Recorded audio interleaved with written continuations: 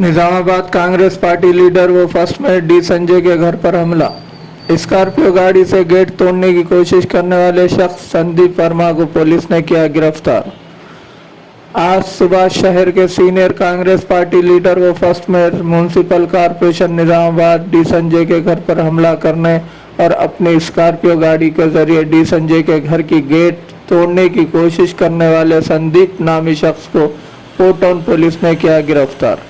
तफसीलात के मुताबिक आज तकरीबन सुबह 10 बजे कांग्रेस पार्टी लीडर व फर्स्ट मेयर डी संजय के मकान पर एक शख्स अपनी स्कॉर्पियो गाड़ी के जरिए आया और वहां मौजूद घर के निगरानकार से नाजेबा अल्फाज का इस्तेमाल करते हुए बहस व तकरार करने लगा और अचानक अपनी स्कॉर्पियो गाड़ी से डी संजय की क़यामगाह के गेट को तोड़ने के लिए गाड़ी से मुसलसल टक्कर मारते हुए गेट को शदीद नुकसान पहुंचाया।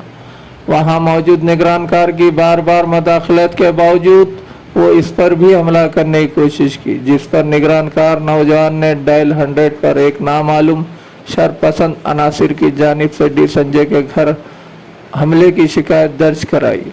फोर्ट टाउन पुलिस फौरी हरकत में आते हुए डी संजय की ख़यामगाह पहुंचकर संदीप नामी इस हमलावर को गिरफ्तार कर लिया। पुलिस की जानिब से दी गई जानकारी के मुताबिक इस हमले आवर नौजवान का नाम संदीप बताया गया। मुतल्लिका पुलिस इस हमले की वजूहात का हर जाविये से तहकीकात का आगाज कर दिया है।